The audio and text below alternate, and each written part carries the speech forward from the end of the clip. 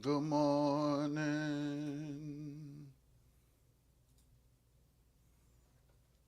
Good morning.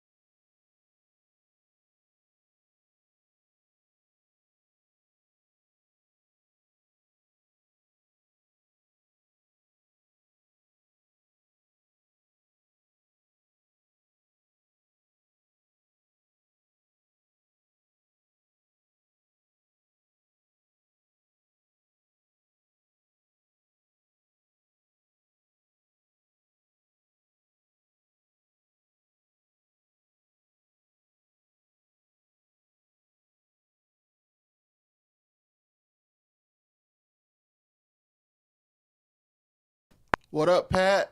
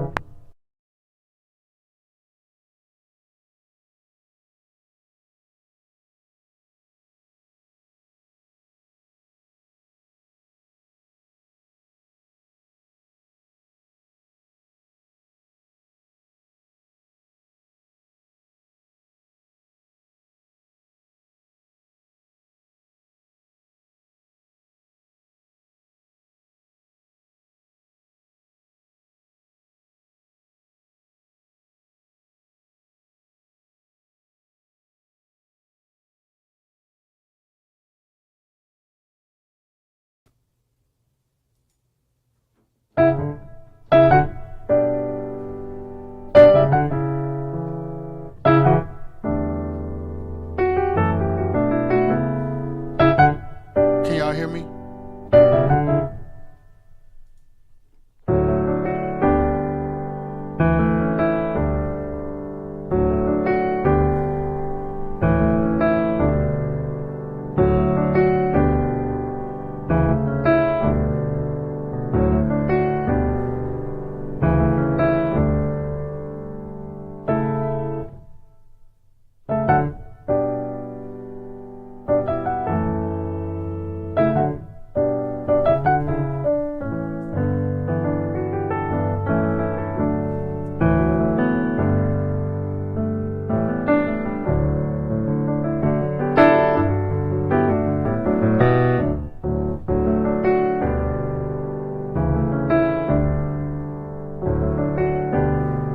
Can y'all hear? Pat, let me know if you can hear.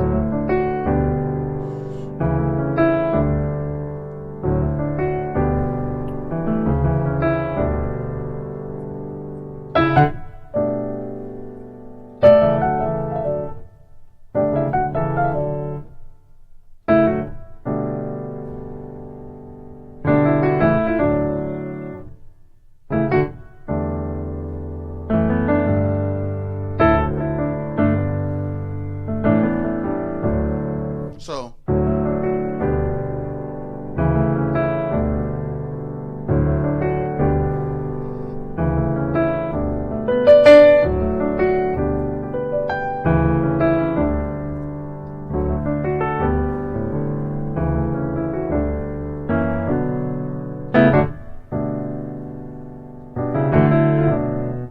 so,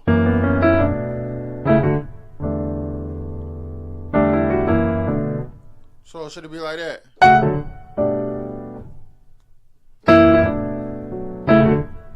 Yeah, that works. Yeah, yeah, yeah,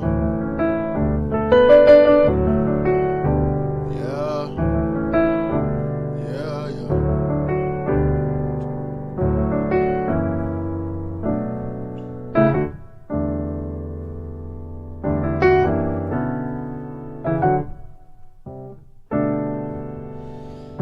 like that. I don't like that. So I like this though.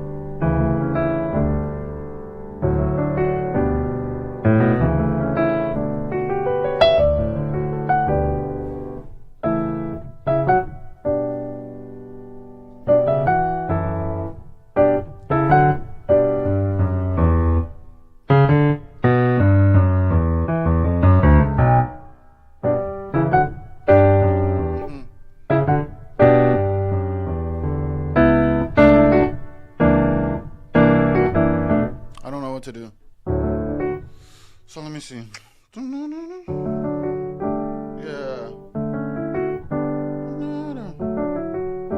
Yeah.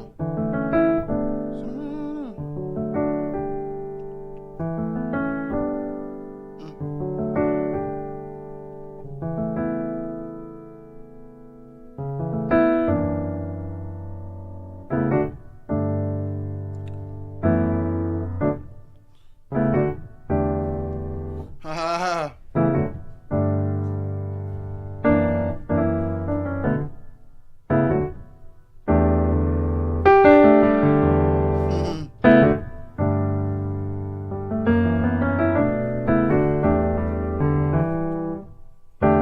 I'm lost. I'm lost.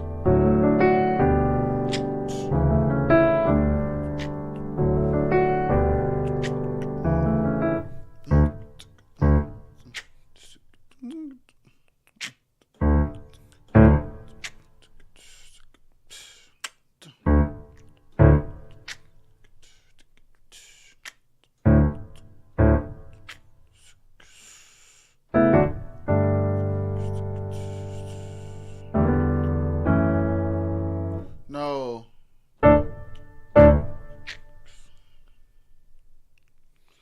All right. All right. All right.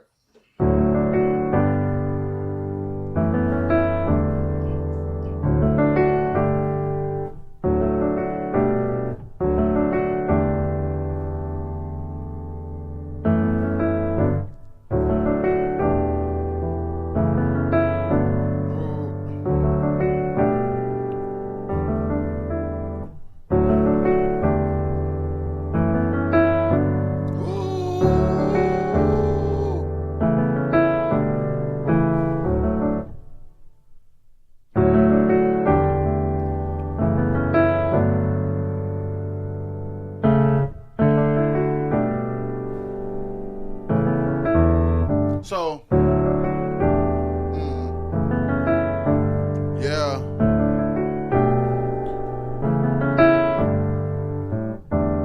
One more time.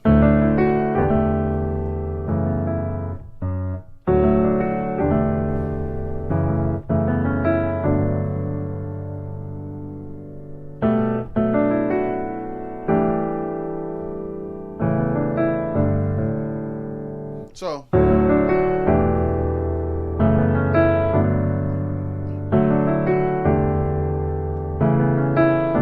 yeah. So one more time. Mm. Woo.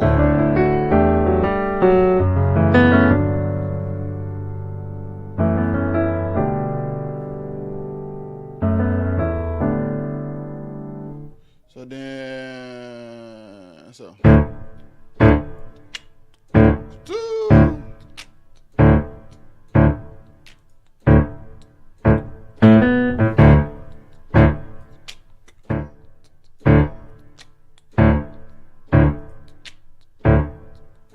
Okay.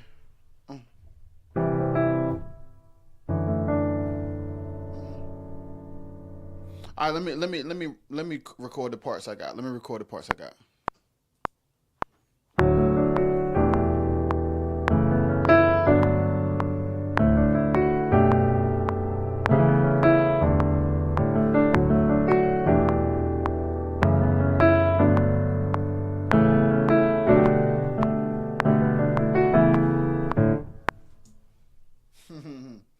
That don't make sense yet, but it'll be all right.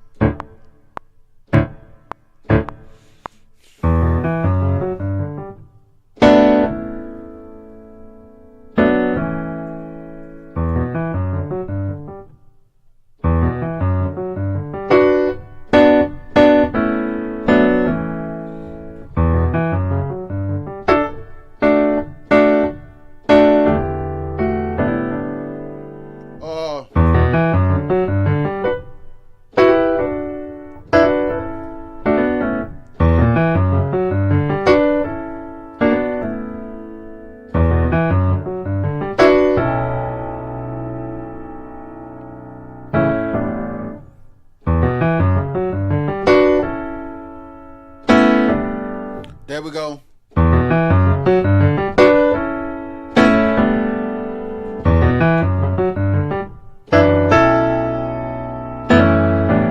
Yep. DJ, what up? Yep.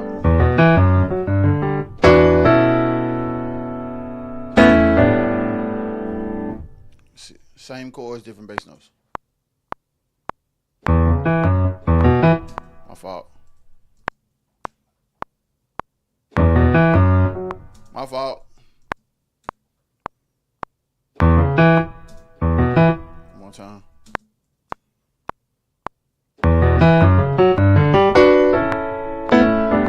Woo!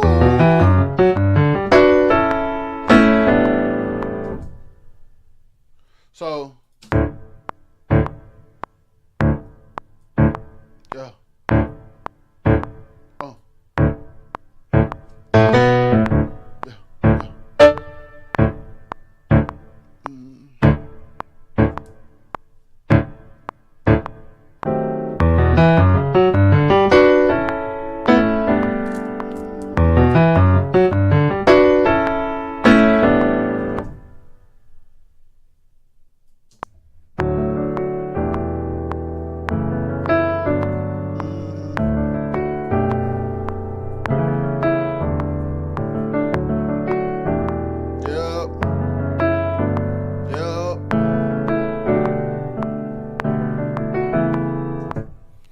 I'm gonna fix that in a second. But that's it. That's it. Luckily, I figured it out. Never give up, guys. How about I'm gonna just... No, I'm gonna keep that. You never know. You never know. No, you never know. You never know, no. Let me do this real quick. No, let me do this. Yep, there we go.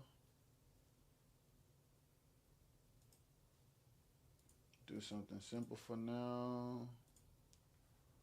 Oh, whoa, whoa.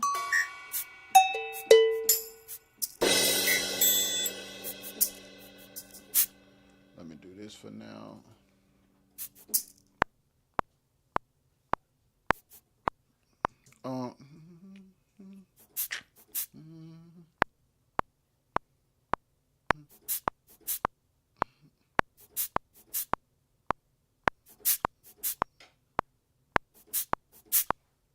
I got a little rough, but it's all right.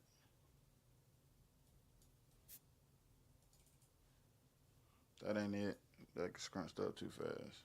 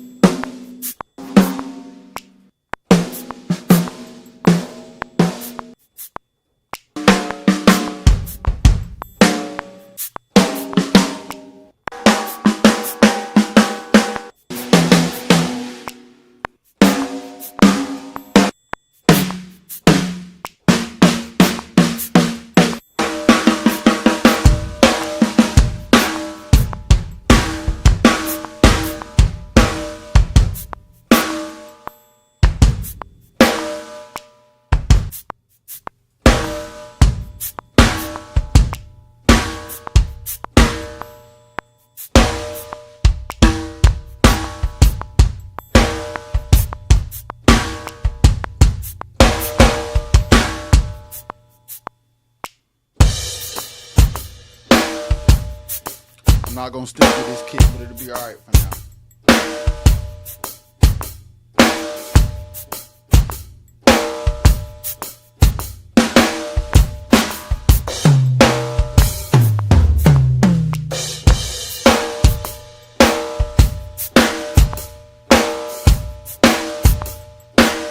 I'm gonna start there for now. It'll be all right. Oh, oh.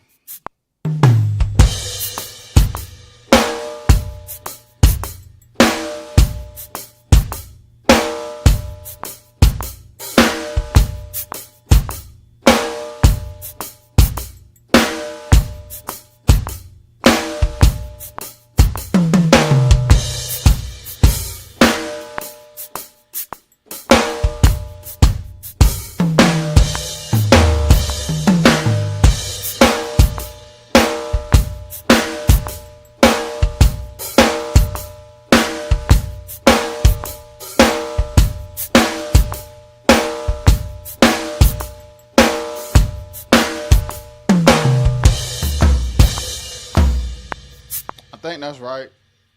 I was playing that auxiliary just then. I don't even know if that's right. I think it's right though. I think it's right. Do do do do do. Do. I think it's right.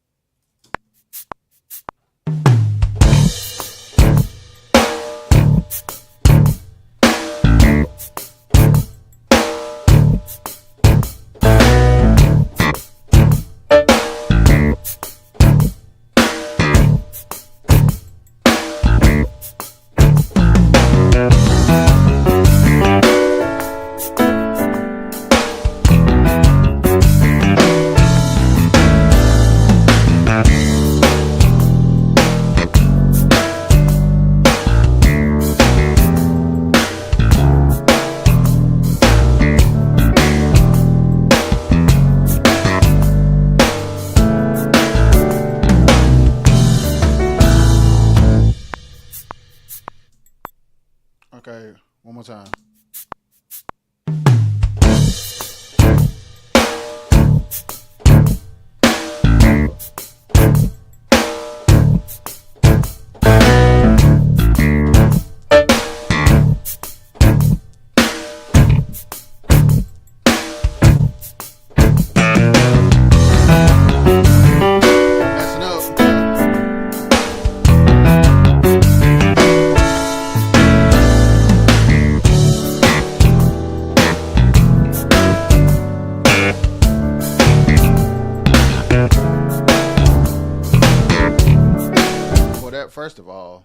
First of all, that boy piano off, so I can't focus, and piano MIDI notes is too light, so I can't even hear the changes. So I'm finna start over.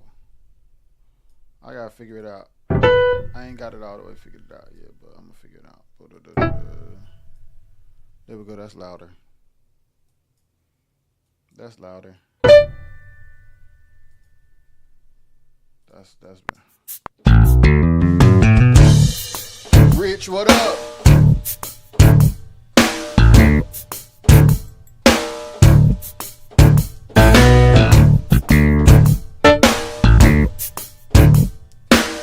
How was your weekend, Nash?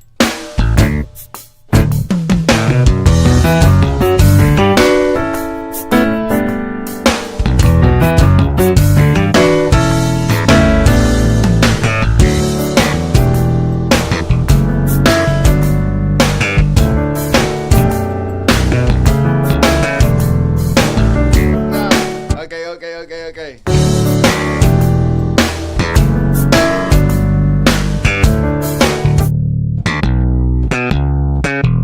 Ha ha ha, okay.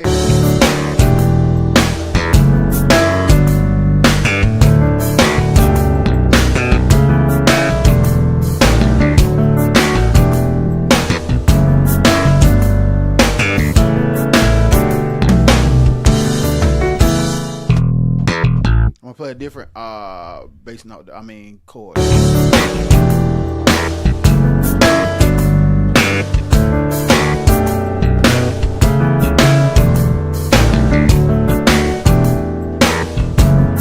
sir.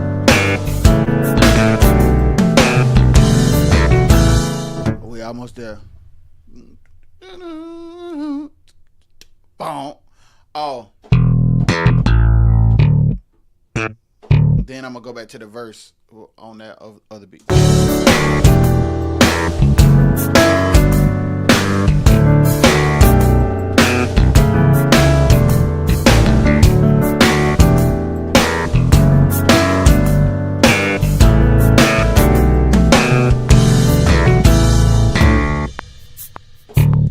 There we go.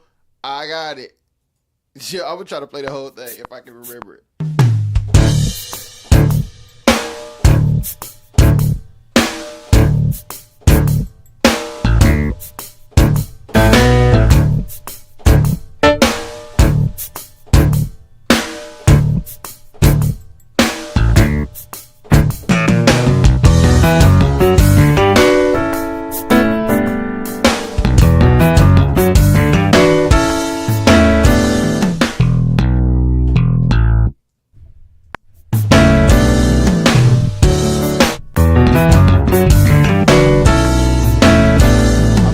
Something wrong with my computer.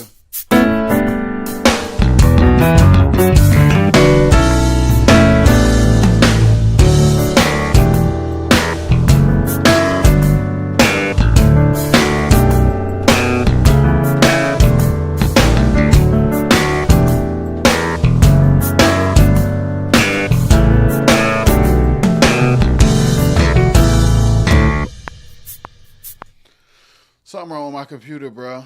My MIDI notes don't come. I might have to check my settings because my MIDI notes don't come in at the time, at the tempo that I played it. And I knew I wasn't crazy.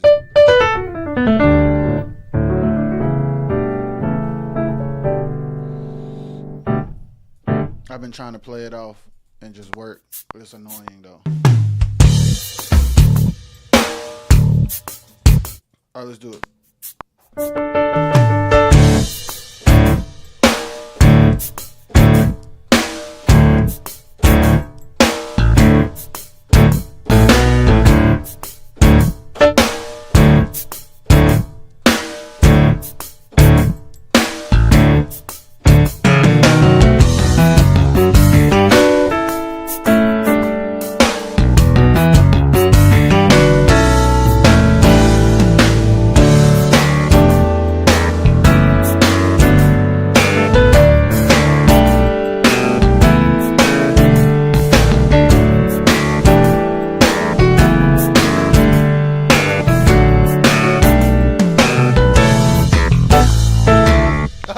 I messed up. Hey, Tank, what up, bro?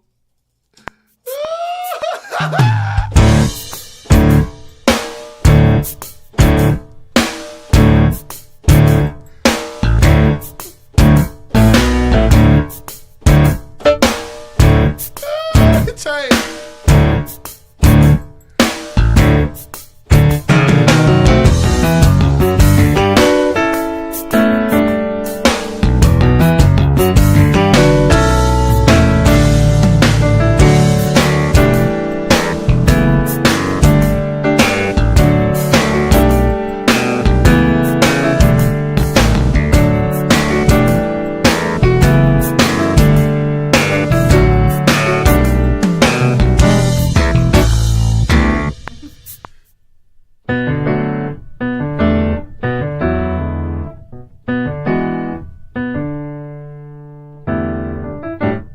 Oh, that is quartet.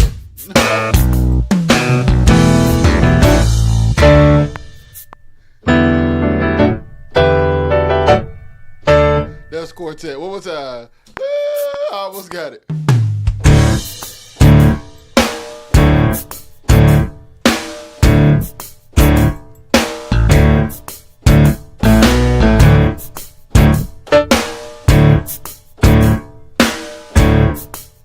Hey, perfect. I I got you, bro. That's good.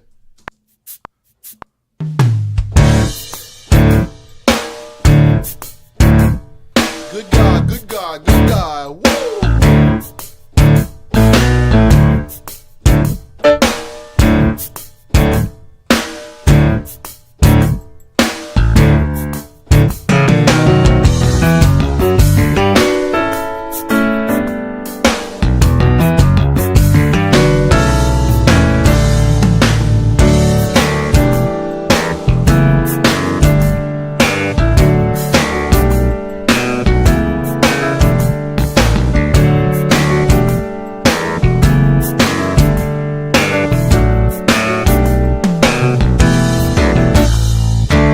That's it.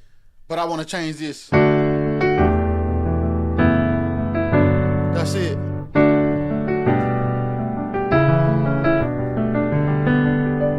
So it's first time I'm gonna say.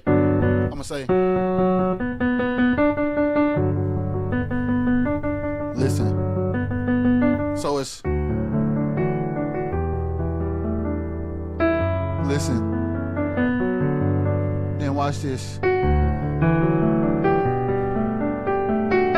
Watch this.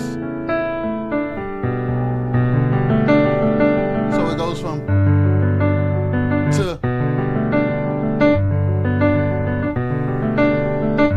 And that's where a lot of guitar players be making mistakes. Because if they get a track like this, they won't realize that this and this are two different things. This and this are two different things. So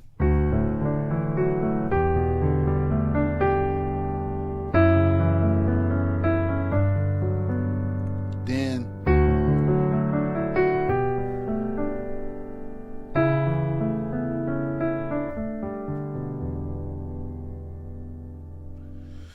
and music sounds better when everybody knows the chords.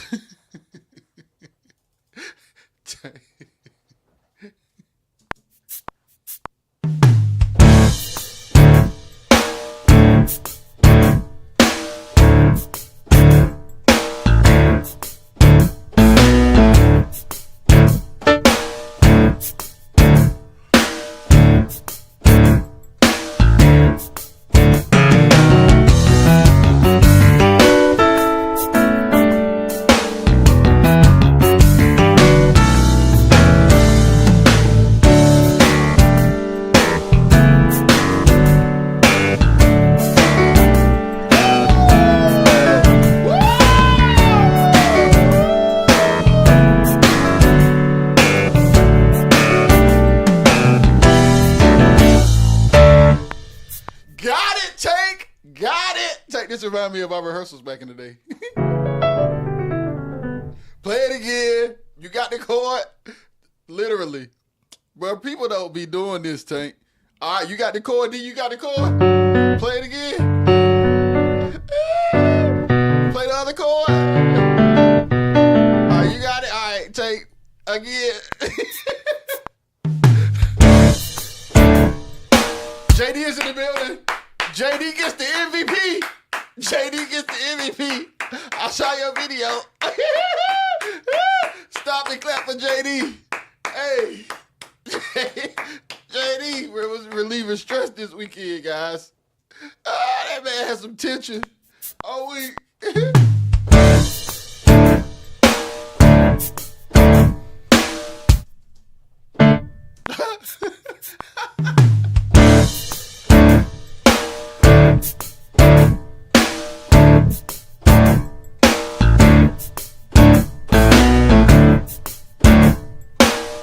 Forgot my jump, Tank. See, I'm distracted.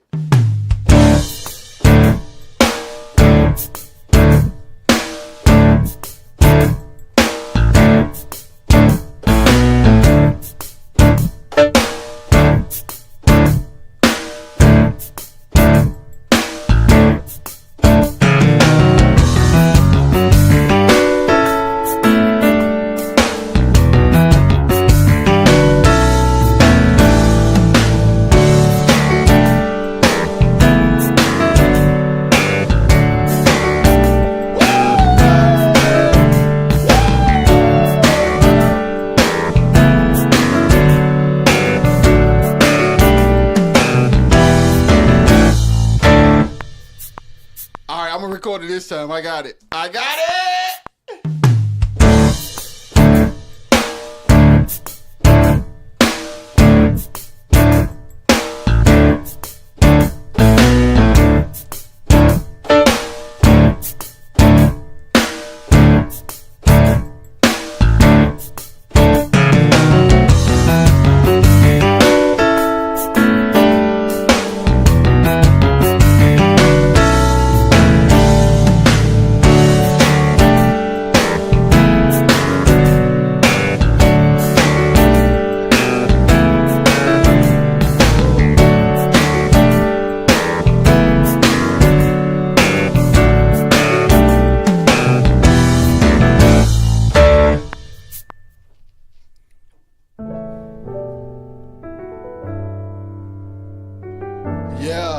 Yeah, it's very important. But yesterday I really realized how loops can set tones to songs. Okay, so let me talk about this. So Tank did a gig.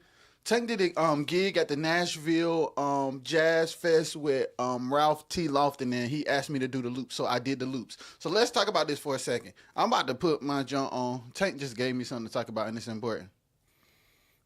Hey guys, loops serve two purposes: keeping time and adding dimension to the song. It adds layers to the song.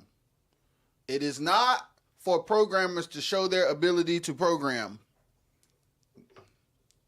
It's just the same as being a musician. Make loops that make the song better. Make sure it's the right tempo and make sure it makes the song better. Treat the loop like another band member, not like a machine. So I did some loops for Tank, and Tank said he didn't even realize how important loops were. He said, I already knew loops were important, but yesterday I really realized how loops can set tones to songs. They can when you're intentional about how you program them. If not, they are just loud. Okay, let me say something too. The quartet. Tank used to do this, and I think everybody need to do this. Drummers, okay, I'm finna give game. It is very evident, and I'm sorry to say this, but it's true. Let me turn my mic up. Is my mic loud enough, Tank? Because I got to say, I got to say something that's important. Let me make sure is my mic testing.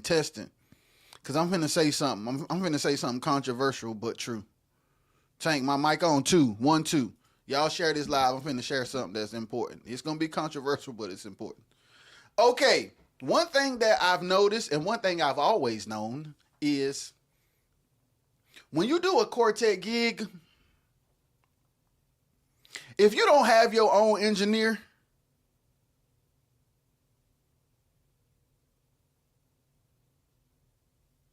you have to mix from the stage. When you don't have your own engineer, the singers and players have to mix from the stage. What do that mean? Number one, drummer. If the building is not big, you cannot whack your snare like you in a stadium with Chris Brown. You can't do that. You cannot whack your snare like you in the stadium with Chris Brown.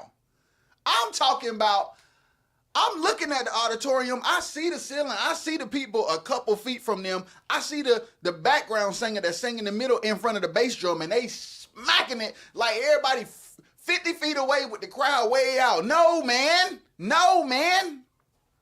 You can't do that. Drummer, you can't do that. You are showcasing your ability to wail on the drums while diluting the quality of the group's overall performance.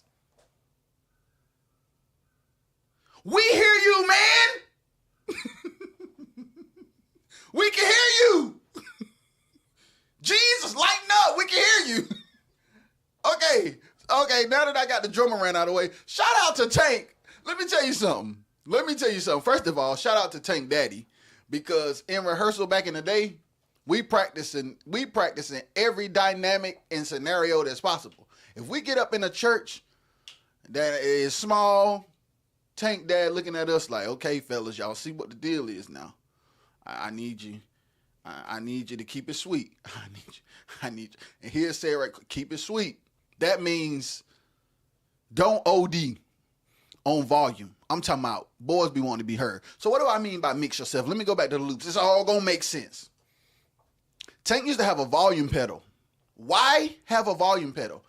Because at Quartet gigs, sad to say this, but the engineers are setting up. Let me rephrase. The sound crews are setting up systems, but that does not necessarily mean that the engineers are going to mix your set. Hey, this might just be the country bumpkin in me, but man, I gotta hear the snare. But JD, if the building little and you right beside the drummer, unless you have a hearing impediment, he does not have to smack the snare for you to hear it. So you have to hone in your country before you wear them the audience members slam out. Cause it's like the drums is louder than everything else. But let's go back to the loop. Cause JD, I'm weak. He talking about the country. Hey, but look, hey, look, this is what I'm saying. Tank used to have a volume pedal for the loop. Let me tell you why. Because the engineer ain't paying attention to you, man. So when you start your loop on 50,000 and then your group come down, your group hit a part in the song where they come down. And the loop is still on 1 million. The loop is still on 1 million. And unfortunately, the man who's babysitting the board is not engineering your set. So he not finna turn it down. So you need to mix yourself. We need to everybody need a copy Tank and get a volume pedal that's sent to the house. I'm giving game. A volume pedal you need 2 outputs. You need to use your left audio interface into your volume pedal, audio volume pedal into your DI. Then you need your headphone mix to come out of your phones into your mixer into your headphones, which means the loop can stay on 1,000 in your headphones, and you can control the dynamics of the loop when your group come down, because y'all are dropping the music and the loop is like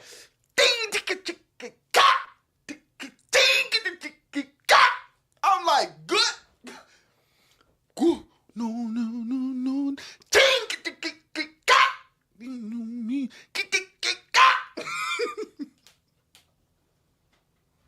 Yo, turn the loop down, please. The engineer not gonna turn the loop down because he babysitting the boy. He's not engineering. He ain't. If you didn't bring your own engineer, you gotta mix on stage. When you get on there, if you in a little building and you hit your keyboard and it smack back at you so loud that it sound like you got delay on your keyboard, turn it down. Right now. Turn your keyboard down right now. They are not there. They are not there to hear you play your keyboard. They did not buy their ticket for your keyboard playing. They didn't. Turn it down. G Cox is in the building.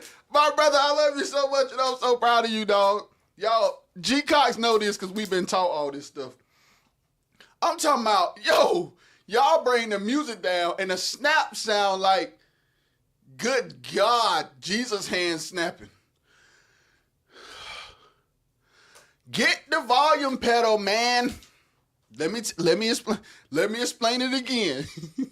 Let me explain it again. G Cox in the building, my brother. Yo, that's G Cox is the guy who I was talking about the other day if you was in the live. But let me explain it again. Make sure all the outputs on your interface work, number one. Make sure you got an interface that has phones and then left and right.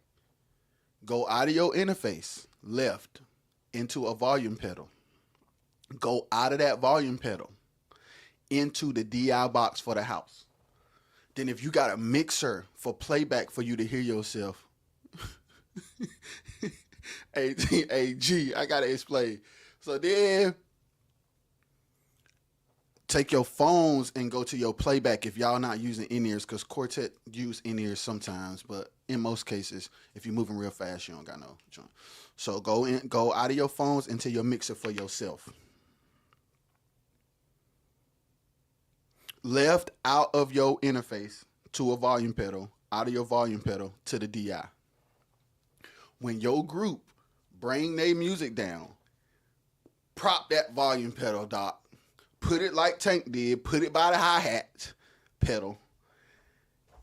Make sure the loudest is to the floor and the softest is all the way back. And mix yourself, bro. Because I'm telling y'all, these Quartet engineers ain't mixing. They babysitting the board. They gonna stand at the board and they gonna look around and make sure the speakers don't blow up. They not engineering. So if your what I mean when I say mix yourself, when you get on stage and you start singing your background, if you realize that the middle note is the most important but you can't hear it, top and bottom come down. Because the engineer is not going to turn the middle note up. Because he's not engineering. He got paid to set up. And he making sure the mics are on. And that is where his job stops in his mind. He not going to mix. I realized how important Brian McKenzie was way early. Quartet engineers don't mix, bruh. So you have to mix from stage. And that loop is whooping y'all. That loop so loud, I'm talking about. The loop is a band member, bruh. You good God Almighty. I'm talking about. The loop louder than the lead vocals. And another thing. Blend the sound. When you get ready to make your loop, most of us are doing like 2 tracks or a bounce down, putting it in some kind of software. When you make your loops, put a limiter. I'm giving game. Put a limiter on your loops or some kind of compressor, or just ride the faders to assure that each one of your loops. I didn't have time to do this for you, Tank. Make sure each one of your loops are hitting in and around the same volume so that there's not a drastic difference from song to song, whether it be too loud or too low. And make sure that volume pedal is on deck. Singers, musicians, drummer do not wail on the drums in a small building. When y'all break the music down, hit that volume pedal. Band members, mix yourself. Cause the engineer set up. Good morning, TJ. Amen. The engineer set up the system. There are some engineers that mix. It's not all. There's some engineers that mix. But in most cases, they not mixing. They not engineering. They babysitting the board. They making sure the mic's on. So it's your responsibility to mix from the stage. Sweet Tank. It's your responsibility to mix from the stage. Mix from the stage. Tank Dad used to tell us, like, if you got to hear and another thing be like, man, I can't hear myself. In all situations, you would love to be able to hear yourself. It is ideal to be able to hear yourself. However, if you know what you playing, you don't got to hear it.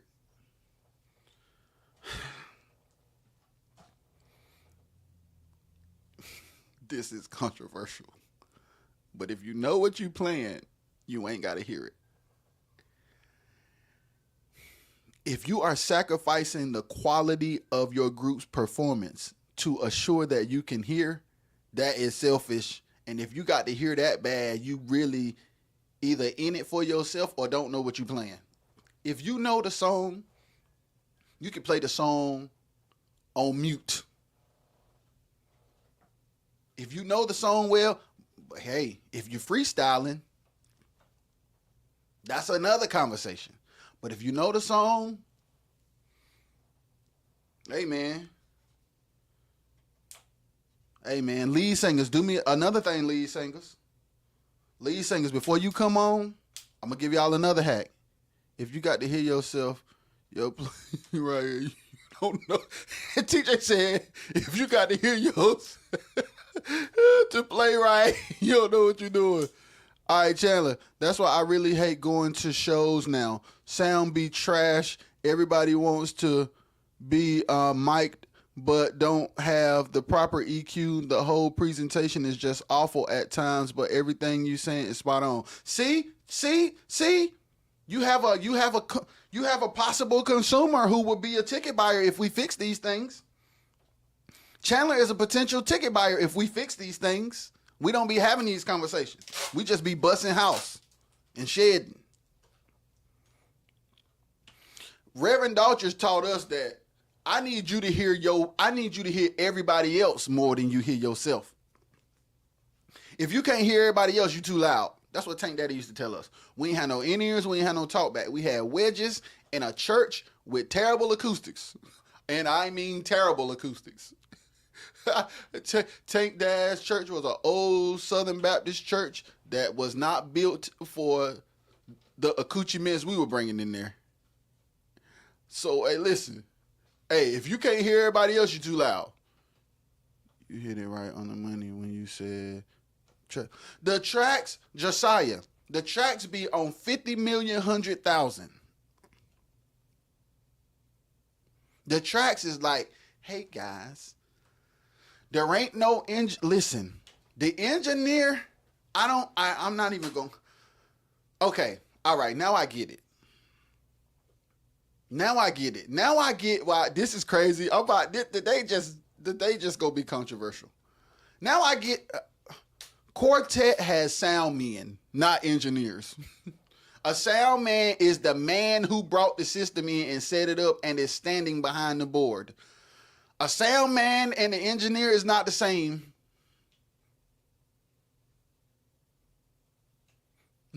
That's hilarious, Josiah.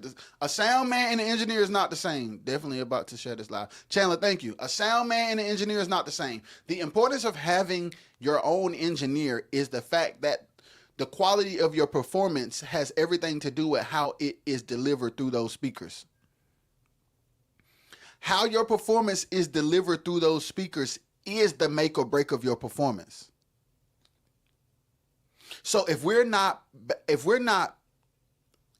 controlling balance, and if we're not implementing dynamics, and if we're not turning the loop up and down with the band, the loop is a part of the band. This is not R&B where the track and the band just, like Chris Brown's show is when the song start, everything stays on the same volume. Chris Parks, what's goody? Hey guys, sound men are not engineers. 90% of the quartet gigs that you go to, the groups and the bands are getting up there and performing as if they have an engineer. And you know how I can tell? Because they get up there, every single show they have the same dynamics. You cannot have the same dynamics at every single show without an engineer. Second of all, you shouldn't have the same dynamics at every show anyway, because every venue ain't the same.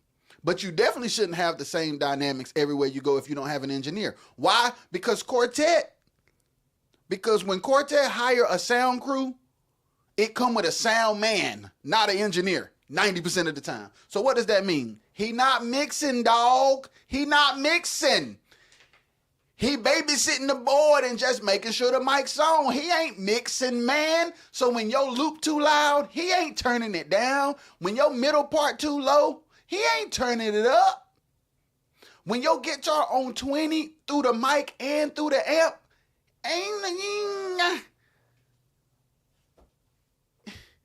and it's like, the people came to hear singing, dog. So drums, keyboards, organs, horns, basses, guitars, and loops, they are all complementary. They are there to support. They are there as the background secondary information to the singers that people paid to see, man. And a lot of extremely talented musicians are diluting the effect and impact of the performance of these groups because they are loud and shedding.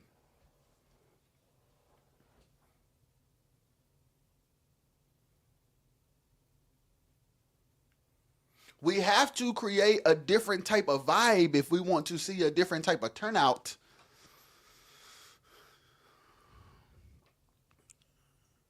And I'm being honest, I love Tet with all my heart, but it's turning into R&B for real. Church be dark and smoke machines, lights, etc. Hey, Josiah, I ain't gonna lie, Josiah. I'm a fan of production, so I like the dark and the smoke. Now, it ain't for everybody, I'm sure, but Josiah, I like I like vibes. I like vibes because at the end of the day, any art that you do is anytime you do music for a living, it's performance based. And and to be honest, we're not creating a sound or an aesthetic that's attractive to the younger generation, which is why there's not many young people in the crowd unless they the grandchild of the singer that came or the child of a singer or musician. In the middle age, they not there unless they hunching somebody that's singing or playing. Now, if you a group that is specifically singing to a certain demographic, this goes into another conversation. If you are a type of group that sings to a certain demographic and you have a certain sound, you should probably be strategic about your venues so that they complement the sound, which means you should be on your journey of creating your own brand, booking your own shows, and doing everything you can to eliminate the promoter that don't never pay you. That conversation gets on my nerves. I got to get Tyrell in here. Continuing to do shows in situations that you can't control while not getting paid for them is asinine. You can't control the outcome. You can't control the quality, and you ain't getting paid. What's the point? You can't get good content because remember, it's a sound man back there, not an engineer. Ain't no sound. It's a sound man. Ain't no engineer back there. It's entertainment. It deserves a great production. Yes, Chris Parks. People pay to see great production. Yes, Chris. And there's not a lot of great production in Quartet. That's why the numbers is dwindling. The people who Tom Mikes with no EQ. Talk Tank, because we don't got no engineers. We got sound men. You got a signal? Sound men set up speakers, plug up power amps, turn on mixing boards, and make sure they got signal. That's it. Engineers go in early with their team of techs and hit toms. They do the white noise for the room. Then they hit toms and EQ, and they create, they tighten up, and they put tape on there for resonance because of the building. And then they do the things. Then they make sure the ear's working. And then for each group, when they do the sound checks that don't nobody do or come to, they have a digital board to save each mix. The reason why people say Quartet sound checks are irrelevant is because sound men are behind the board. So the sound check was irrelevant because nobody engineered and saved the scene. So the sound check, it's a line check. And I can do a line check 2 seconds before I sing. Okay, plug up my keyboard. Bang, bang, bang. You got a signal? Let's gig. Oh, God. How loud is it? I don't know. I just know it's on. And then you, the keyboard player, you just gonna play on 20. As if you have an engineer and you don't. You don't got no engineer, man. You can't just be on 20. You ain't got nobody to turn it down. You have to turn it down. And if you gotta hear yourself that bad, you don't know how to play good, man. You supposed to, if you know the song, you ain't got to hear it. The audience is more important than your ears in this situation, man. You know you ain't got no P16s, no Avalons. You ain't got nothing but these big loud wedges. The stage so loud. Come on, man. You walk on stage and you got to blink your eye every time somebody do a note. You doing like this because it's so loud on stage. Good God. Not sure. Hey. Jokers do not be showing up to sound check. In the defense of Quartet specifically, TJ, I have to defend Quartet, a big nasty word, gate the kick. Yeah, I will defend Quartets, TJ, because y'all, TJ is a musician, he's a producer, and he's an engineer with a sound company. So we can have this me and TJ can have this conversation in layers because he knows what it's like to be the MD. He knows what it's like to be the programmer. He knows what it's like to be the drummer. He knows what it's like to be the sound engineer at the back. But TJ, in the defense of quartet artists, engineers, sound men don't be saving scenes. So the sound check is irrelevant because when they hit the stage, it's like they never sound checked. TJ says, stage so loud, don't even need the house mix. And y'all, I'm telling y'all, a lot of people think loud is effective. And quartet is such a feel and emotional genre. And we look so much for the energy to determine the success that we think loud and energetic are interchangeable, and they not. You can have emotion, you can have dynamic, you can have a flow of the spirit, you can have a high praise, you can have all that without hurting nobody's ears. And you can do all that without shedding. Did y'all know that? You can have all of those layers of dynamics and expression and experience in a controlled environment. You don't have to shed. You don't have to be on 20. It's like, yo, we have to. It's like when people be like, bro, people talk about us playing with Doc and stuff, and it's like, I reference Tank a lot because when it comes to quartet, of course, Tank do everything. But when it comes to quartet, bro, I'm going to say this with confidence because I've been around a lot and I watch a lot. And I'm going to say this, and drummers hear me. Drummers hear me with love. I've yet to see a drummer as sensitive to a room as Tank. I have yet to see a drummer that controls the dynamics of a performance like Tank. I ain't seen it. Everybody gets on stage, turns the loop on 20, starts if the first song is the drummer starting the intro, the drummer do not care who on the front row. The drummer do not care how close the middle singer is to him. The drummer do not care about the height of the ceiling. The drummer do not care about how far the back wall is. Tank do though. We were taught that. So guess what I'm going to do? I'm going to tell y'all. Stop just getting up there, brothers, and playing. Don't just play.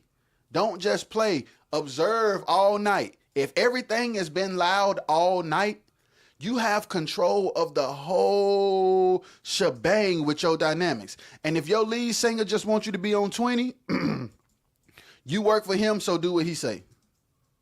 Unfortunately, he need to be schooled too, because people would enjoy him more if he stopped hollering and telling you to smack so hard. People would enjoy him more if he stopped hollering and telling you to smack so hard. These are the hard conversations, bro. There's a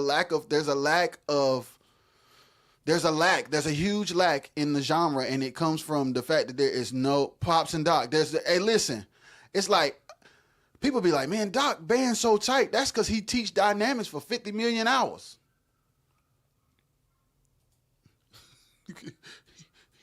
Loud, ain't no such thing as loud. Loud. Boy, they can't hear me. If they can't hear me, come down, boy.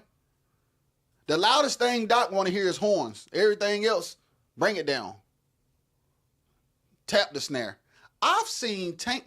Let me tell you something. Tank and Brian McKenzie. I've seen Tank barely hit a snare. And Brian had that thing. Tank, what about Florida?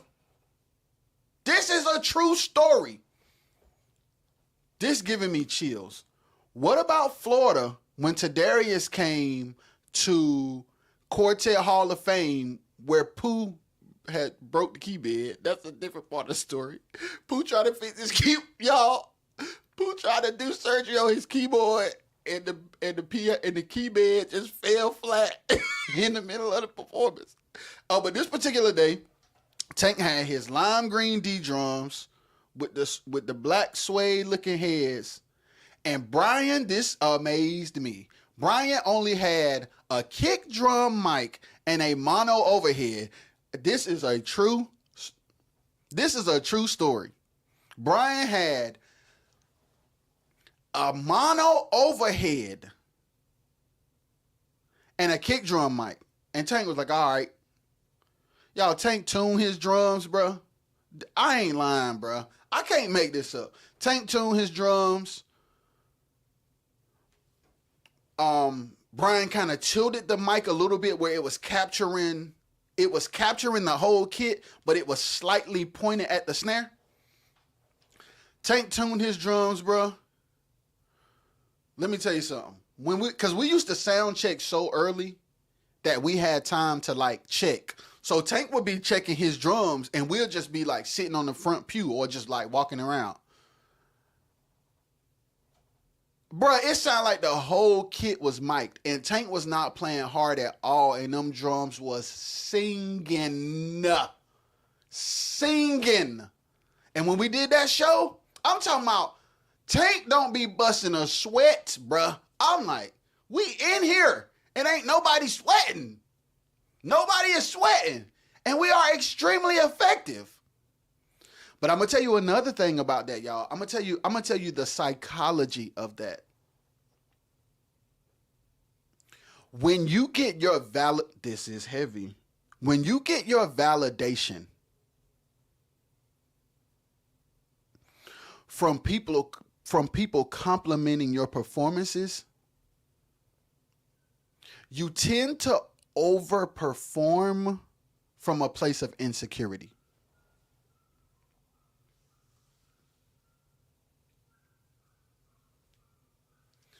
When we get on stage insecure, we forget that we are there to serve the artist and give the people the best that they deserve. Our insecurities come out and we forget that we are there as hired help to serve. Service. No, I'm serving myself by making sure I'm loud enough to be heard, because when that girl tell me how bad I killed, I feel better about myself. It doesn't matter if they couldn't hear the singing. I got somebody I can smash tonight and I can feel good about myself, because in other areas I don't feel good about myself. So I got to hear myself, because I got to make sure that when I shed, I can hear and she can hear.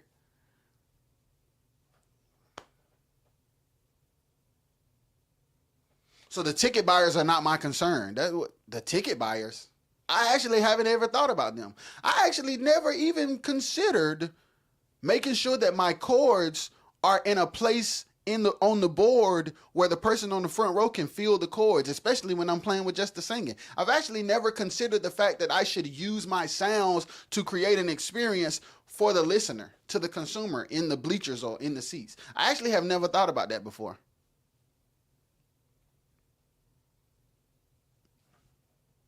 There's a lot of musicians that have not thought about the fact that they are there to serve. So between Doc and Tank's dad, I could be like, hey, matter of fact, hold on. I'm going to just give y'all an example. Hold on, I'm going to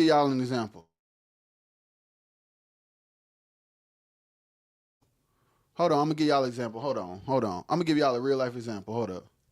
Let me get my keys right. I'm about to show y'all something. Let me get it right. I'm finna give y'all an example. Didn't even know the ticket buyers were even there. Don't even know they there. Don't even know they there, TJ. I'm like, man. And it's like, it shows when I'm watching concerts from every weekend. I watch the concerts and I'm like, first of all, when they pan to the audience, nobody is ever hardly there, no matter what city or state. And I don't know why nobody is asking questions to see how that can change. And then I'm like, y'all not playing this room. And it's like, I know I've been... So now I got to get on here and speak to my brothers and my sisters and teach people something that was taught to me. I'm like, y'all are not playing this room at all. Y'all are not playing this room at all. Y'all are not playing this room at all. Y'all are not playing this room at all.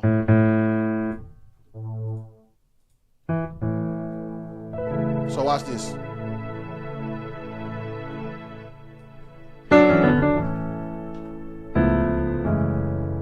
Watch this.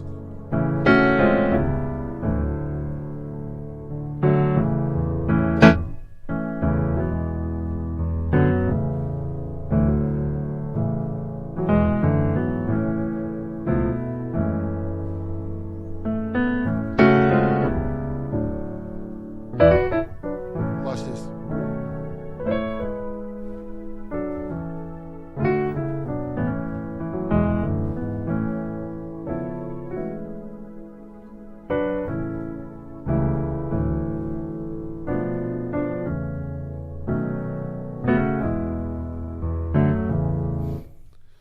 People can't just do that.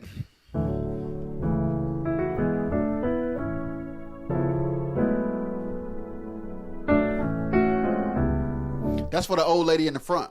That's not for the girl who I want to smash. I'm playing for the old lady in the front because she the one that paid the ticket. The girl who I want to smash, she didn't pay for a ticket. Somebody let her in. She probably the promoter daughter. See what I'm saying? Don't play for her.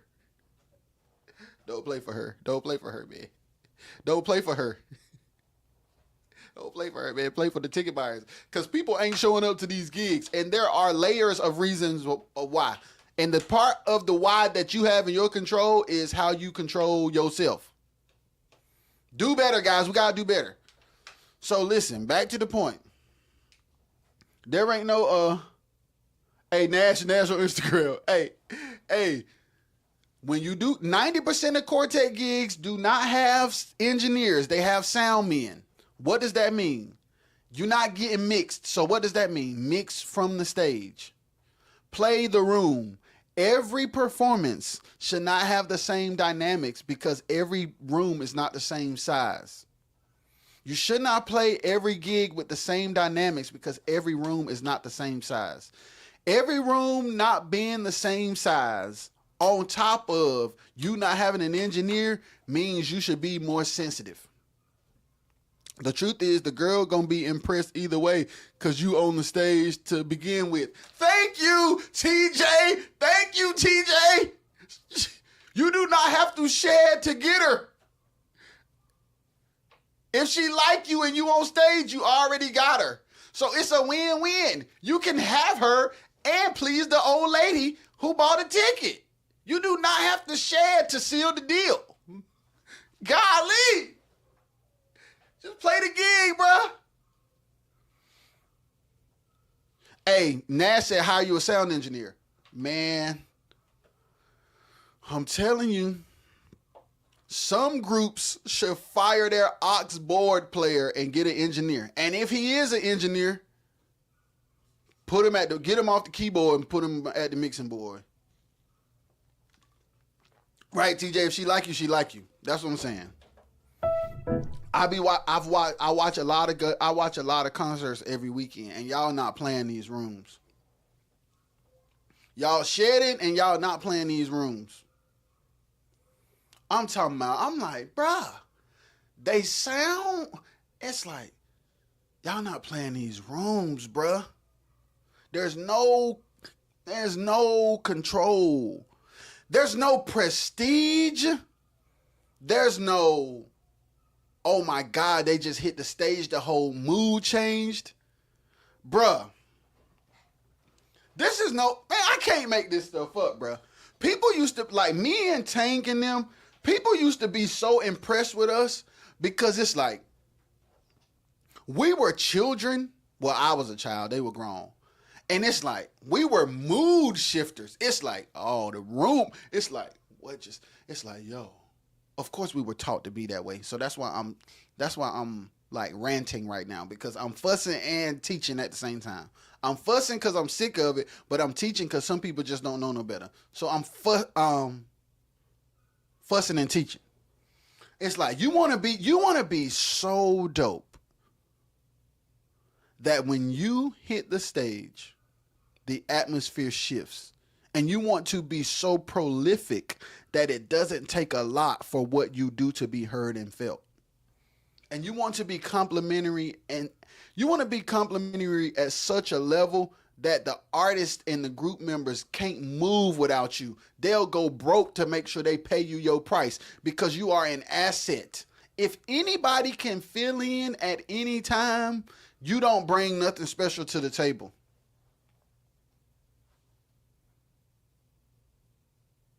If anybody can fill in at any time and you don't hear no difference, you don't bring nothing special to the table. One thing about Tank, boy, if Tank play for you for a long time and then you get somebody else, oh man, you can hear it, boy. Oh man, dang. Bro, y'all, we need to be more effective and more intentional musicians. I'm talking about we shedding loud and we just cool. It's like there ain't no okay. I'm gonna say it again because I don't think we think about it. 90% of quartet gigs don't have engineers. They have sound men. So the most they gonna do is make sure you got a signal. They not mixing jack, man. So it's your responsibility to mix on stage. And if your lead singer wants y'all to be loud, okay, that's on him. So be loud so he can be satisfied because you work for him or her. Sad part is they shouldn't want you to be loud, which means then we need to talk to them about the fact that the people are walking out because they songs don't say nothing and you hollering nothing for 15 minutes. You hollering nothing for 15 minutes straight. Okay. I don't even understand what the point is. I don't understand your song. All your singers singing like this, including you. Your click track loud as jacks. Your drummer on 20. Your keyboard player shedding. All your background members got their mics like this, and you hollering. And you don't got no engineer back there. You got a sound man who does not care that the stage so loud that you might as well not have a house. And all of that is going on at the same time for 20 minutes. Jaleel, what up, brother? Learn that early, like you said. Jaleel, so I learned that early. You got to learn dynamics and when to turn up and down. Sound is more than just noise. You got to blend. Yes. I'm watching everybody on stage cuff the mic like this. Tank, do you remember? Were you saying? No, I don't think Tank was playing with Doc when I don't know if Tank was playing with Doc when Doc got them audix. It was either Doc got some kind of mics and he had all the group. Jarrell, what up? He had all of the group by this certain kind of mic. If somebody in here that remember them mics, they were not audix. They might have been audix. It was some kind of mics. And when I tell you them mics won't no joke, but I'm like, if you cuff them mics, oh boy, you through. If you cuff them mics, you through. But I'm like, man, y'all cupping the mics and hollering and the drummer loud. And when you break down the music, the loop is on 1,000, and it's like, then you pan the audience, ain't nobody there. This real life stuff. It's like, bruh, it's better to get in a situation where number one, you create a sound and you create, it's a whole lot of stuff to talk about. So I'm gonna just rant. Number one, you cannot, there's only two ways to have a consistent sound. One way is to always have the same band members. That's one way to have a consistent sound. The other way to have a consistent sound is to designate parts that are never to change and sounds that are always to be played, no matter who the person is. So there's two ways. Always have the same musicians, or have parts and sounds that are required regardless who the musician is. So what does that mean? Musicians, when you filling in, this is not your opportunity to show your individuality. Ooh!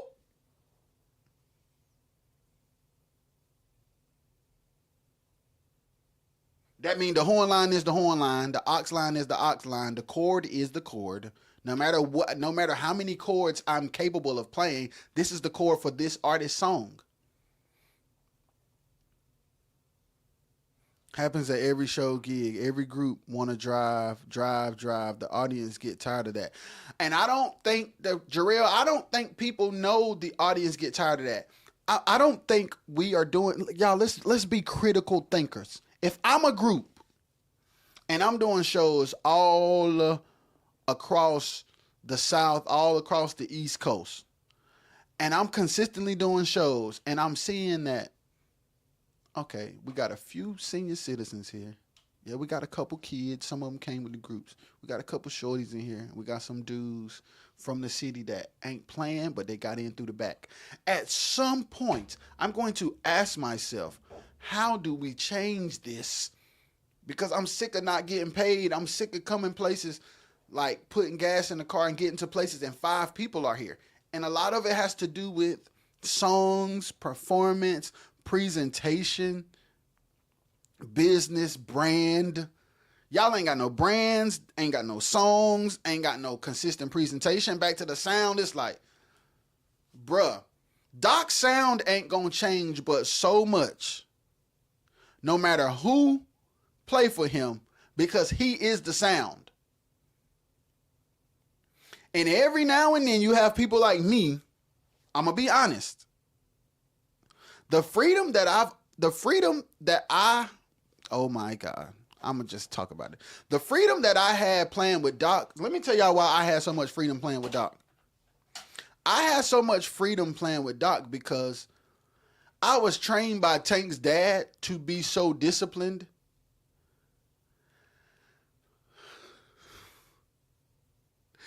that what I was contributing was so part and pattern driven that it was like, oh my God, what is happening? I never shed.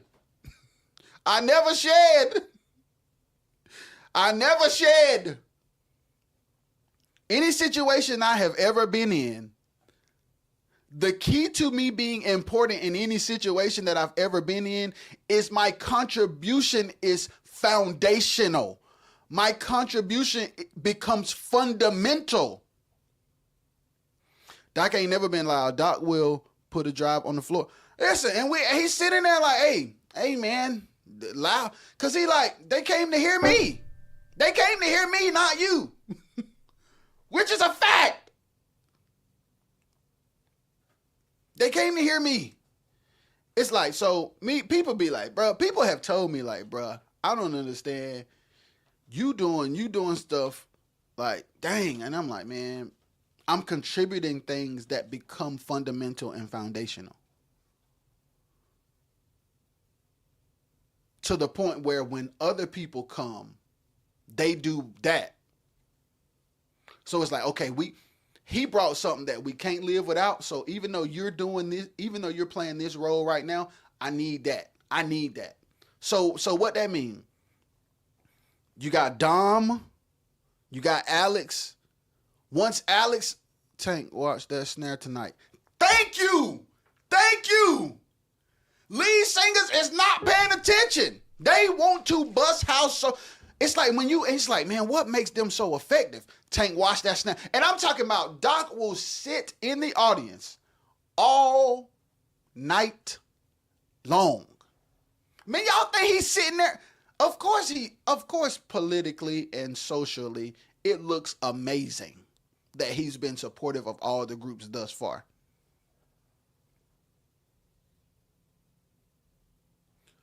But don't get it twisted. My man is out there studying. Do not be mistaken.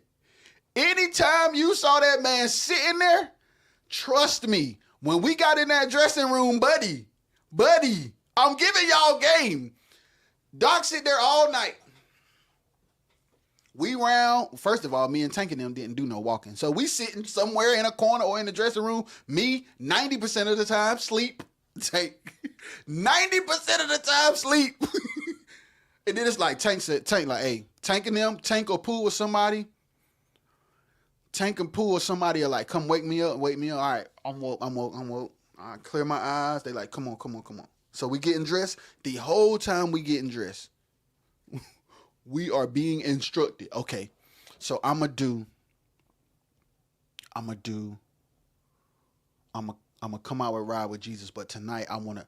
So when I come out, Pooh, you just make sure it's flush. Make sure it's flush. Tank, just hit the hi-hat. Make sure the strings are like present. Brian, make sure it's out there. Yes, sir. That's gonna be the first joint. Okay, so. Because he just watched the group before him be on 1,000,000,020. So, boom, we come up. We know what to do. We in B. I turn my synth lead on. We'll turn them strings on. Tank cymbal swell. On the one. We in the game. Let's play. We in the game. So Tank, once we come in with the first verse, Tank is playing the snare. I'm talking about off the rip. The Lord's gonna play for me and you. Boom. Strings is full as jacks. I'm playing my shit. Don't you wanna go? Boom, boom, boom. Tank on the snare, but he barely hitting it. But Brian got that thing just right out there. He got it sitting just right with a little bit of verb. Listen, I'm telling y'all, man. I'm talking about we in there. We in the game. Tank said I changed my snare tone so many times. I'm talking about Tank walking the building with multiple snares for one. And then two, it's like, all right, today is a D tune. All right, we Albany today. Tank go, bink, bink, bink, bink. Tank said, we smacking, dink, dink, dink. Hey, okay, we little church in Louisiana. All right, let's chill. You got to know. Brian out there, we in the front house. Brian would do like this. That means like hit the horns. Brian would be like, and I hit him. He'd be like, you do it again. And I could tell, I could hear it, bro. It's like he back there like, okay, take this out. He literally EQing. I hit him again. He'll do like this. I hit him again. He like, all right, Tank, hit the snare. We cooking, we cranking. I'm talking about we checking all of this, bro. We checking every single thing, bro. So Doc sat out there all night. First of all, we came to the sound check 1,000,000 hours early. So we sound check. Boom, we good. We keep our keyboards up. They there. Doc sit out there all night to determine how his flow gonna be. Right before we go on, even though we sound check it again. Brian do like that. Hit them horns, boy. Yeah, we crank.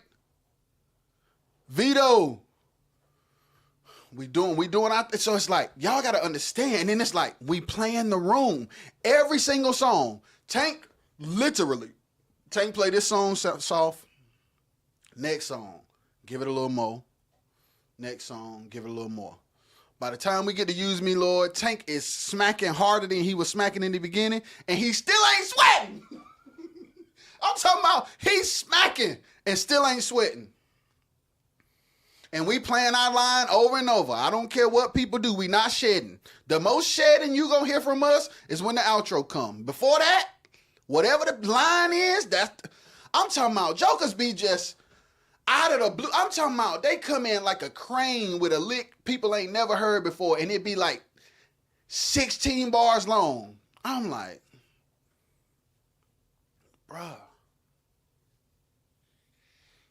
So it's like, man, what makes y'all who y'all are? Discipline, playing the room, dynamics, awareness, confidence, security. Because when you insecure, bruh,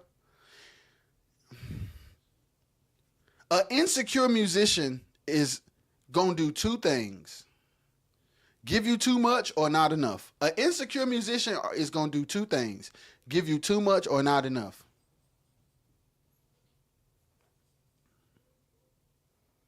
Hey, you miss me fussing.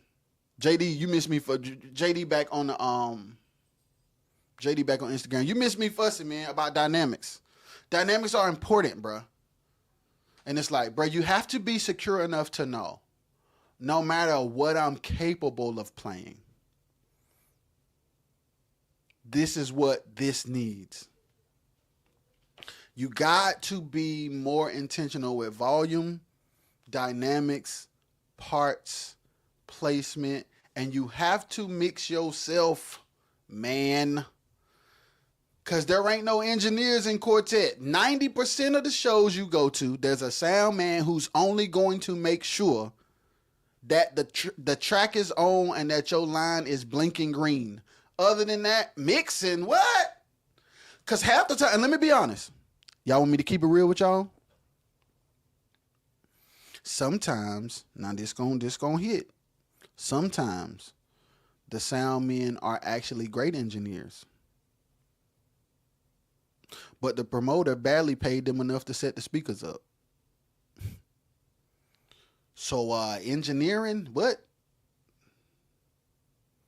The promoter barely paid me to set up. I'm definitely not finna engineer. I make sure the mic's on. But that's the most. I got paid to bring in sound, not mix for every group. Because the truth is, that is a whole different responsibility, technically. That's a different job.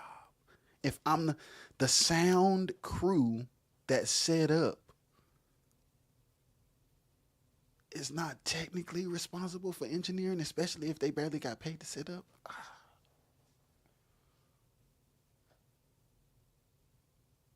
Which is why Doc will have Brian and then Tim, because I'm not leaving the quality of our performance at the mercy of nobody who ain't paying attention.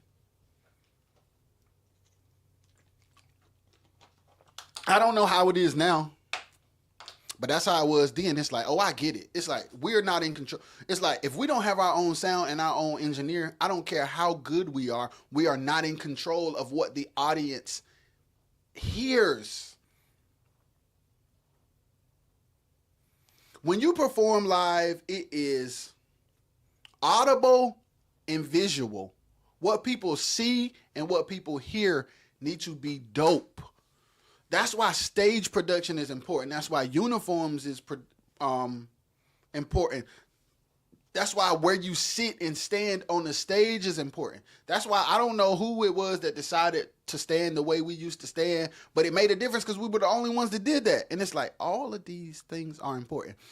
And there are so many variables in quartet that are uncontrollable.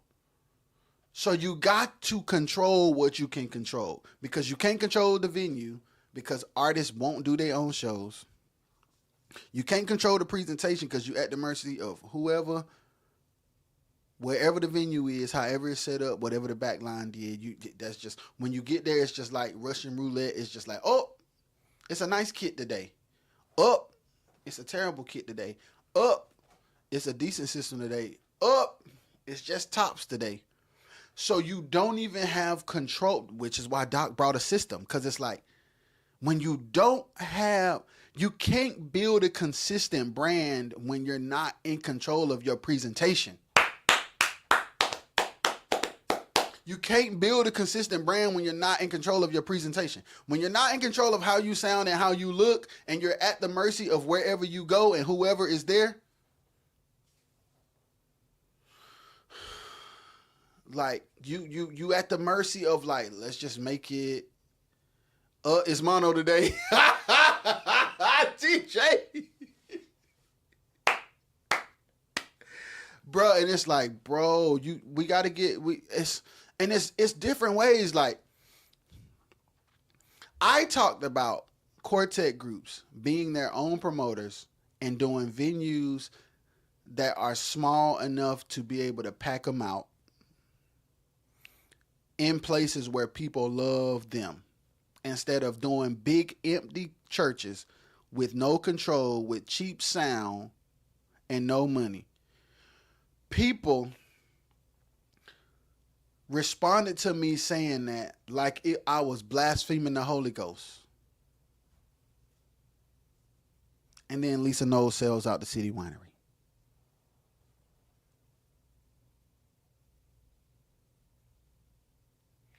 People scolded what I was saying, like I was blaspheming the Holy Ghost.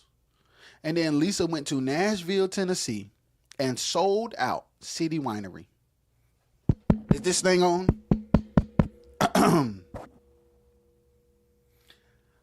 I shared a clip of Lisa. First of all, they had on like these leather outfits that was super dope. And she was doing a drive, bruh, and they was so low, bruh, and she was killing. And Fred was kind of like doing a call and response thing on the piano. I'm like, I'm not crazy. Okay, thank you, Lisa. Because I'm like Noah out here. They didn't believe me, but after a while, the rain started to fall. Y'all, there's a different way to do stuff. And going 12 hours from your house for a promoter that ain't got your money to sing at a big church that nobody came to through a system that catch on fire and one of the subs don't work, and you talking about we on the slab, that's insane.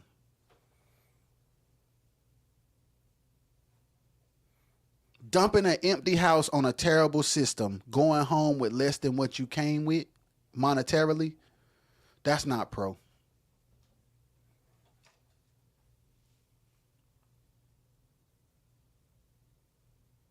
That's not pro. That's not pro.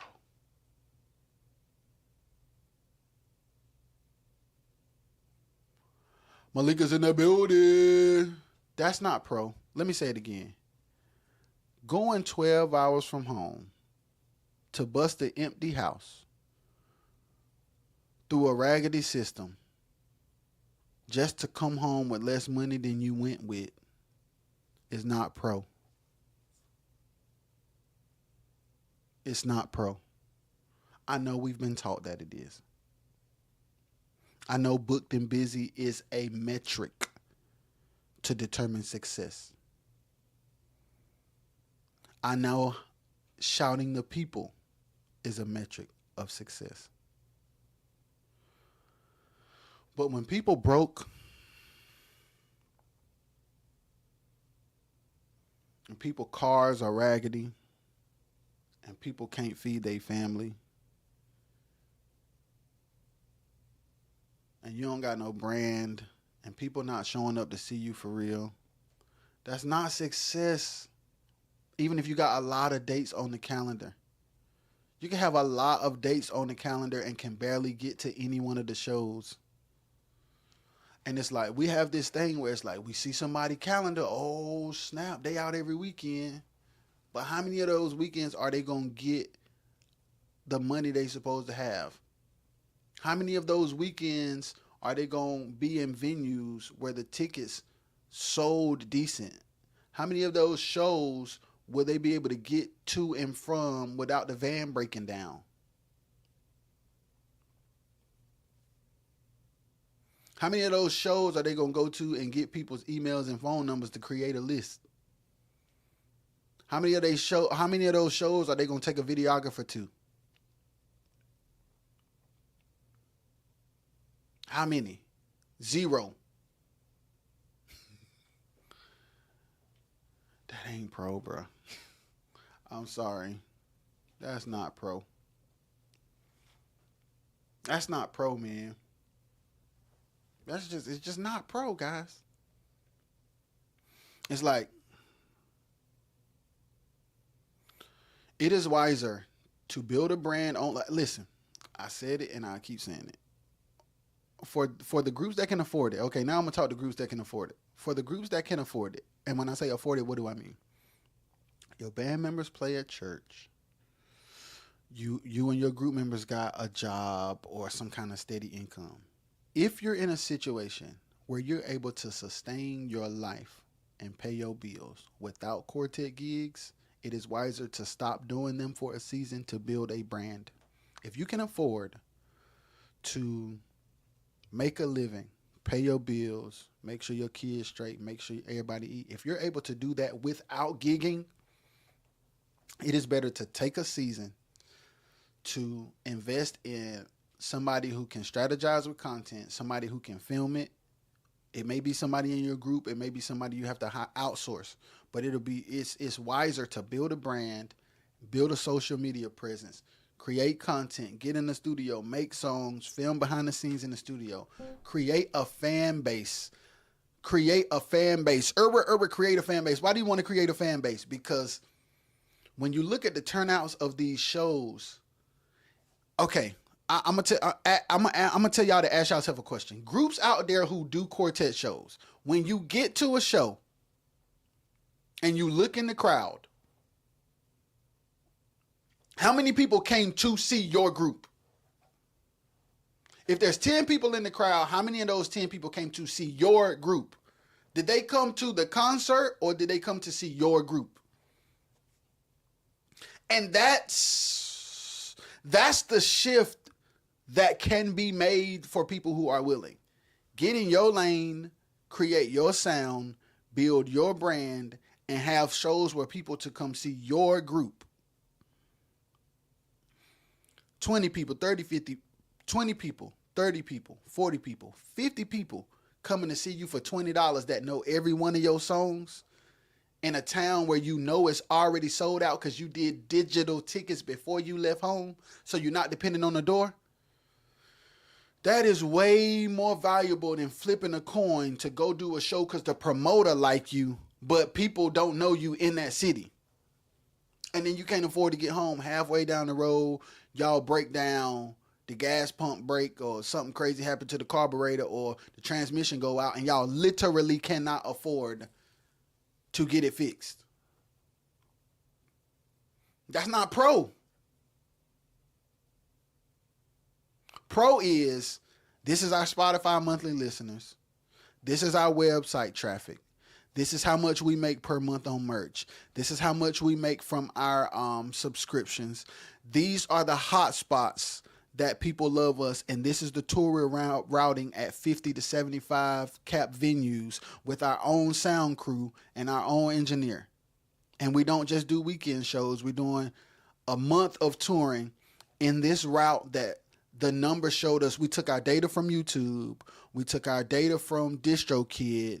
We took our survey from our emailing list, and we're going to route a tour based on the response that we got in the hot spots. We're going to sell the tickets online. We're going to do regular admission. We're going to do VIP, and we're going to see, okay, once we get to a certain number, we got to make sure if it's a 50 cap venue, at least 80% of the seats have to be paid for us to say that that's a place on the route we're going to go. All right. We got 80% in all the venues. We're doing a month tour. Okay, we're taking a videographer with us. Everywhere that we go, I need the sound man to record to his laptop because he's not just a sound man, he's the engineer. Engineer, plug your laptop up. We need a multi-track every night, which means everything need to be mic. Videographer, I need you to get an angle from here, angle from here. So not only are we monetizing, not only did we get paid to do this tour, we can actually monetize the content from the freaking tour. So people who can't come see us will be able to get a quality experience because we capture the audio and video separate at the highest quality possible. We got behind the scenes. Not only do we got behind the scenes, we're doing a vlog in every city. We're doing a meet and greet and filming that. We're doing merch giveaways. Guys, y'all are just hooking in the bucket 12 hours away for $500 on Facebook Live talking about y'all busted a house.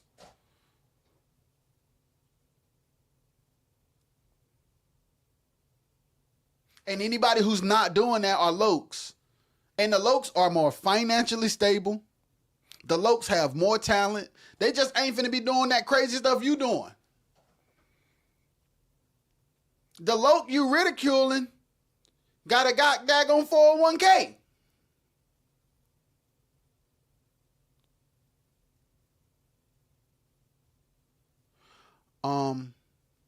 Arima, is that how you say it? Arima said, thank you so much.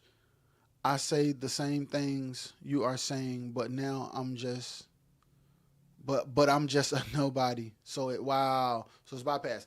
Keep saying it. Share this live. Y'all, there are artists that we have never heard of, and it's not genre specific. We live in 2025. The excuse of it's quartet, people don't like it. Listen. When the Hamiltons make a video talking about you getting mad, I'm getting rich. If that can go viral, people like quartet.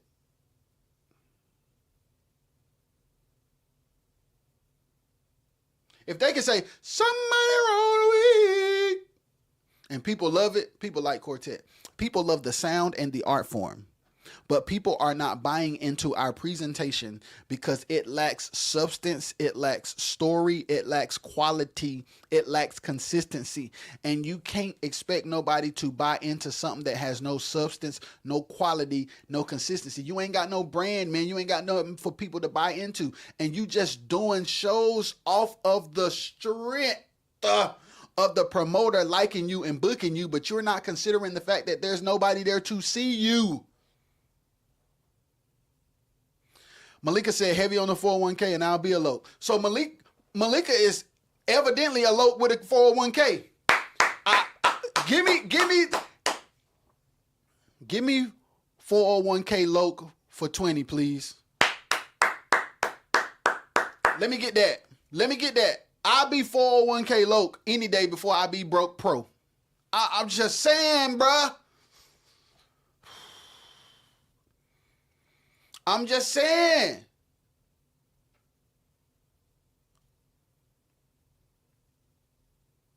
$401k Loke for 200, Alex. 401k Loke for 200, Alex.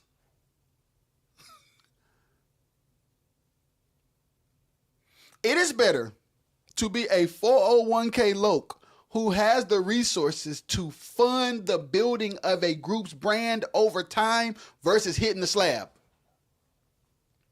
It is better to take 6 months, 12 months, 18 months, 24 months to say, no gigs.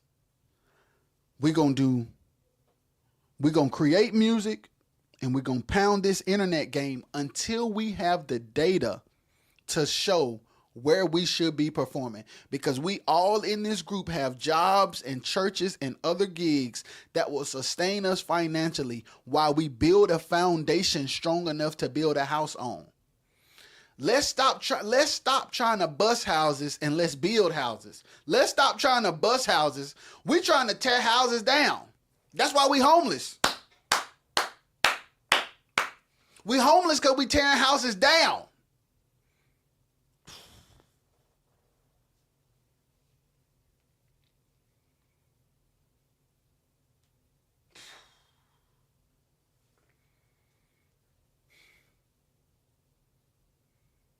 Let's create a system. Okay, we have this producer, we have our band, we have this videographer, we have this location. It could be the pastor, the lead singer could be a pastor. Let's do it at his church. Okay, one of the background singers got a little dough. They a bail bondsman. We got one of the singers a bail bondsman. They got a firehouse with a dope basement. Let's turn that basement into our content studio and let's set up our gear. Let's work. Let's Casanet Quartet. Let's make sure we have our engineer, have our videographer in here. Let's do ticketed events. Let's showcase our music live. Let's do ticketed events online only. And let them beg us to come see. Let them beg us to come live for them to see us. And then when they beg, let's put the ticket out there and see if they buy. If they buy, let's go. If they don't, we good. We making 5 figures a month at home off streaming and off our subscription platform and off our virtual concerts. We good. Okay, we want to go do this person's anniversary. We can do it. Matter of fact, don't pay us nothing. We actually don't need to get paid. But what I do need in my contract, I need a certain kind of board. I need to make sure we got a certain kind of system. And if my engineer cannot touch the board, we are not coming. Because we are not going there just to bust the house. We are going there to perform and network and get content. So if my engineer can't touch the board, I need you to check with the sound person you hired. If they are territorial over the board, we can't come.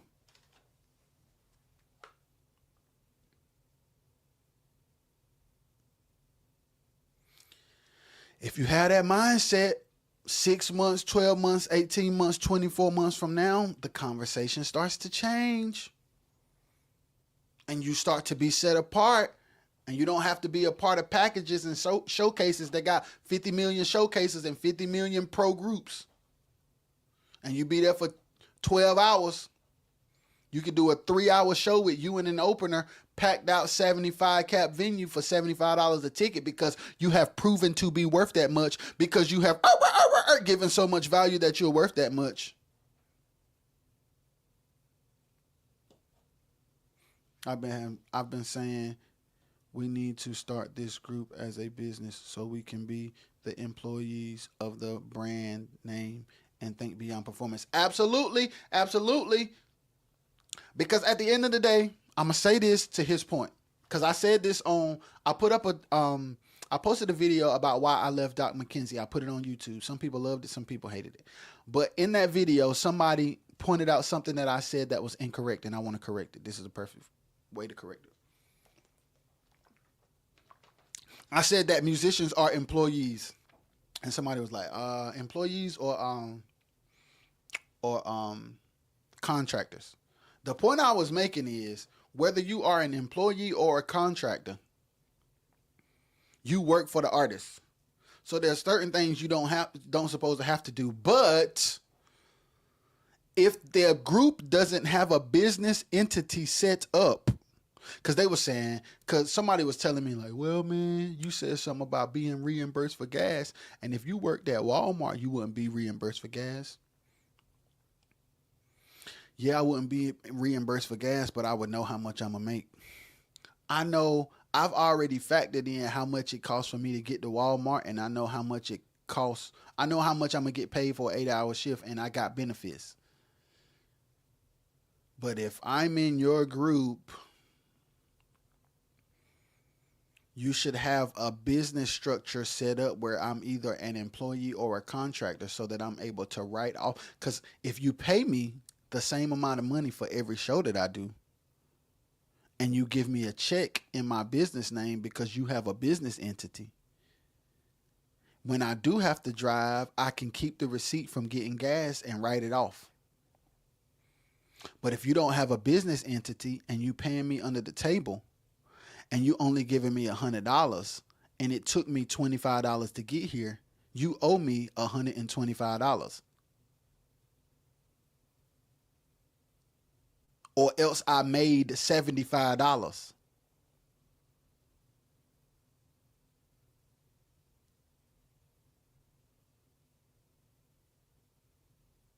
Business line of credit and loans will play. It's so when you talk about how pro you are, and we getting paid under the table because there's no business entity doing direct deposits or giving us checks, how pro are you when you don't have an account with an extra amount of money to make sure expenses are taken care of? How pro are you? If we get to a city and we don't have no hotel, so jokers is going on stage stinking because they didn't have nowhere to wash after driving all night for 12 hours, how pro are you? If we can't get a per diem and we've been out here for 4 days and I got to spend all my money to eat and all my money to put in my gas tank, and then you tell me the promoter don't have all our money, so I'm going home in the negatives, how pro are you?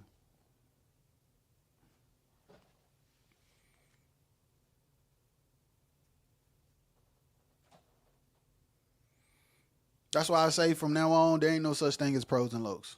It's fruit or no fruit. And we need to be using strategy to get to a place of being fruitful. We need to redefine success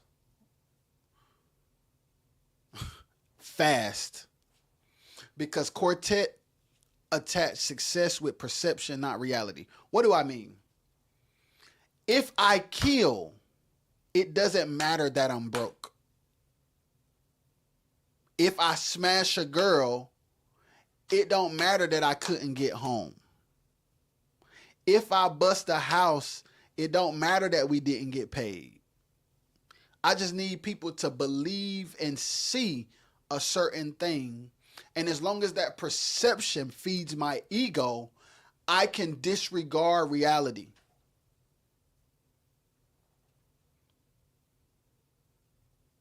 And people get mad at me because I want to have a conversation about reality. And I'm ruining perception. I can't take care of my family with how you're perceived.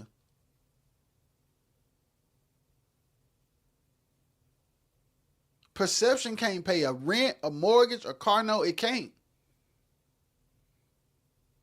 A woman telling about how good your lay down game is can't pay your light bill. A viral video of somebody's live that's not your page can't pay nobody. Somebody else making that money, man. Yeah, it's viral. But the lady on the front row getting that money, not you.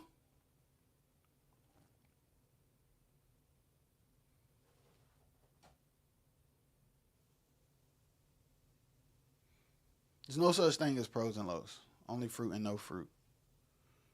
Band members. Dynamics are important. Drummers, MDs, get a volume pedal. Get a volume pedal, bro. Because the loop is louder than the performance. Play the room. If your lead singer wants you to be loud by all means. But if you have any influence over the situation you're in as a drummer, as an MD, as a background singer, I promise you the crowd will love you more if you play the room. And if you stop cuffing your mic. It's just a better experience. At most concerts you go to, you got sound men and not engineers. So you have to mix yourself from the stage. You have to mix yourself from the stage. It is your responsibility to do what it takes so that the speakers tell a good story. You have to do the volume control. You have to do the EQ on your instruments to make sure that the speakers are telling the best truth they can under the circumstances. Do not cuff y'all mics. Hold y'all mics like they supposed to be held. Keyboard players, turn your keyboard down. Guitar players, stop shedding. Drummers, stop wailing. Put a volume pedal on the daggone loop.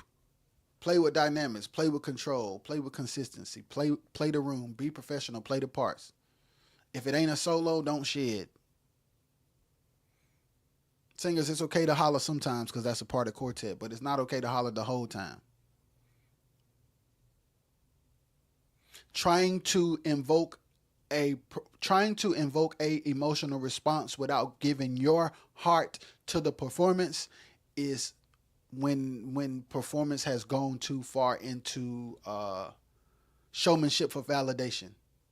So you're leaving out of the realm of the ability to be impactful. Because you're baiting people to feed your ego. You're not delivering to be impactful. You're baiting people to feed your ego. You're not delivering to be impactful. There should be an intentionality to be impactful.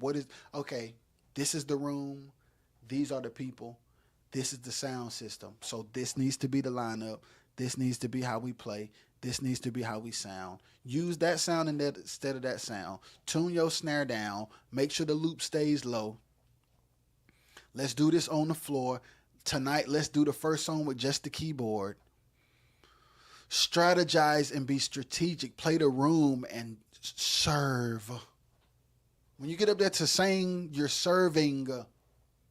It ain't but 10 people in there, but act like it's 1,000,000 people and give them what they pay for in a way that makes them have to come see you again. All right, y'all. I love y'all. I hope I said something to help. I'm out. Peace.